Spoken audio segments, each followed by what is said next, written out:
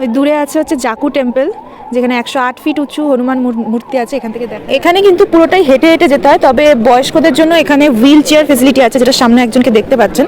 এছাড়াও বাচ্চাদের জন্য কিন্তু এখানে কার্ট আছে, বাচ্চাদের গাড়ি, তো সেগুলো ভাড়া করে বাচ্চাদের এবং বয়স্কদের নিয়ে ঘোরা যাবে। আমরা এখন মল রোডের কাছে এসে গেছি, দেখতে পাচ্ছেন কি ভিড়, এখানে অনেক মানুষের সমাগম হয়েছে। আর ওয়েদার খুব সুন্দর, এখন বাজে 2:15, প্রায় 2:30 বাজতে যাচ্ছে, তবুও এখনো কুয়াশা রয়েছে অনেক জায়গাতে এবং ঠান্ডা, মানে মনে হচ্ছে ভোর 6টার সময় যে আমাদের কলকাতার ঠান্ডা, সেরকম ঠান্ডা থেকেও বেশি ঠান্ডা এখন এই দুপুরবেলা, মানে এত রোদ তার মধ্যেও ঠান্ডা ভালোই রয়েছে।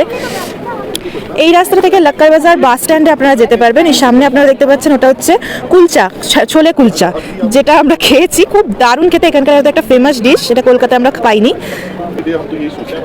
হ্যালো, কেমন লাগছে সিমলা?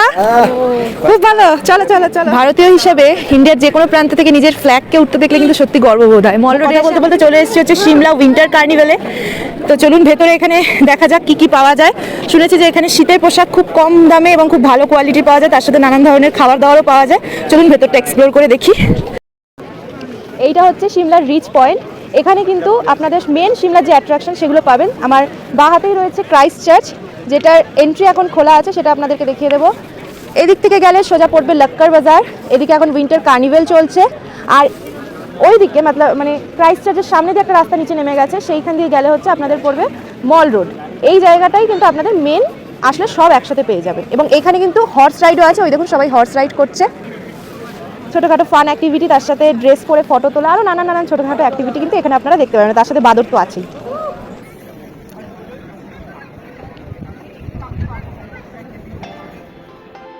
হাই, আমি পূর্বা। চলে এসেছি আজকে আমাদের সিমলার পঞ্চম পর্ব নিয়ে। আগের পর্বে কিন্তু আপনাদেরকে মল রোড দেখিয়েছিলাম। আজকে রিচ পয়েন্টে অবস্থিত ক্রাইস্ট চার্চ, উইন্টার কার্নিভেল সহ লাক্কার বাজার আপনাদের সামনে তুলে ধরবো এবং তারই সাথে এখানকার কিছু ফেমাস ডিশও আপনাদেরকে দেখাবো। আর তার সাথে থাকবে এখানকার কিছু ঐতিহাসিক ঘটনার কথা। তো সব মিলিয়ে আমাদের এই ভিডিওটা কিন্তু অনেক ইন্টারেস্টিং হতে চলেছে, একটু লম্বা হবে, তবে আপনারা কিন্তু আমাদের সাথে থাকুন।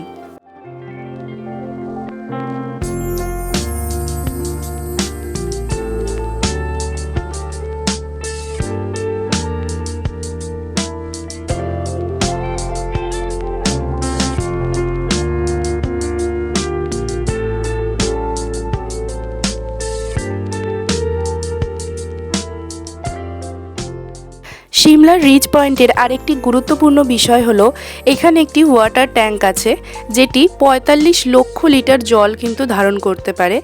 আর এটি তৈরি হয়েছিল 1880 সালে। আর বলে রাখা ভালো, এটিই কিন্তু সিমলার মেন ওয়াটার সোর্স।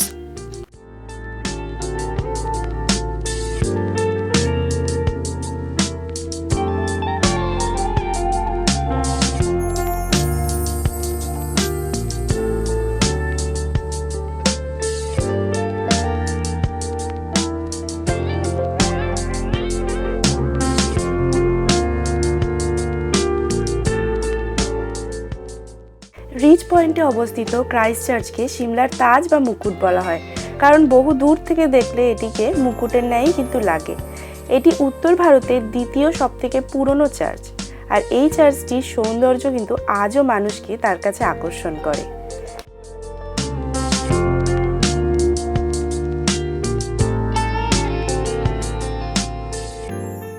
নিওগথিক স্টাইলে তৈরি এই চার্চটি সাধারণত অ্যাংলিকান ব্রিটিশ সম্প্রদায়ের জন্যই বানানো হয়েছিল, তখনকার দিনে যাদেরকে সিমলা বলা হতো।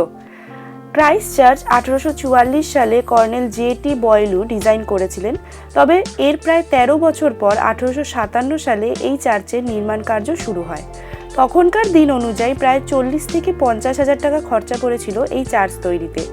এই চার্চটির ওপর লাগানো যে ঘড়িটি, সেটি 1860 সালে কর্নেল ডাম্বেলটন দান করেন, কিন্তু ঘড়িটির যে অরিজিনাল মেকানিজম তা রিসেন্টলি ইলেকট্রিক মেকানিজমে কনভার্ট করা হয়েছে।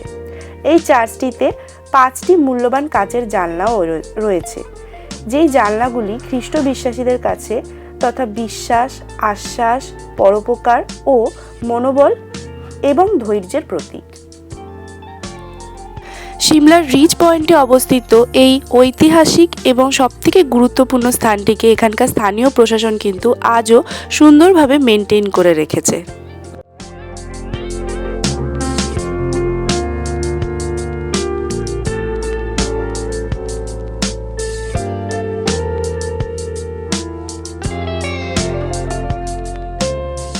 একটু ফটোগুলো একটু দেখান।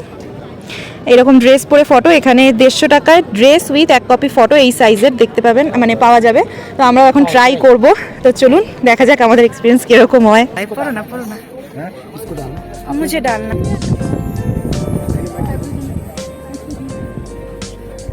বলে না, মন থেকে কিছু চাইলে সেটা কিন্তু আপনারা অবশ্যই পাবেন। আমারও কিন্তু অনেককে এই ড্রেসটা পরতে দেখে খুব ইচ্ছা হতো যে আমিও একদিন পরবো। এটা হচ্ছে হিমাচল প্রদেশের ট্র্যাডিশনাল ড্রেস, যেটা আজকে আমি নিজের গায়ে পরতে চলেছি। সত্যি কথা বলতে হিমাচল প্রদেশে বা সিমলাতে গিয়ে সব মানুষদের ব্যবহার কিন্তু অত্যন্ত ভালো, এবং তাদের কথার ভাষা হয়তো আমাদের থেকে আলাদা, কিন্তু ব্যবহার আমাদের থেকেও অনেক পোলাইট।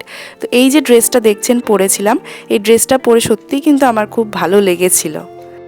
এবার আপনারা বলুন তো আমাকে কেমন লাগছে।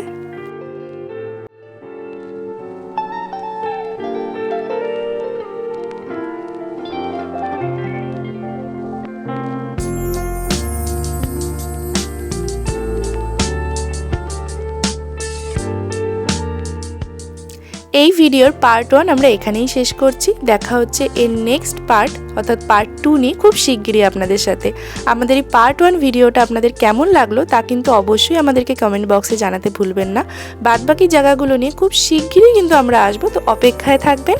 আর আমাদের চ্যানেলটাকে লাইক এবং সাবস্ক্রাইব করে আমাদের পাশে থাকবেন। ততক্ষণের জন্য tata, God bless you all.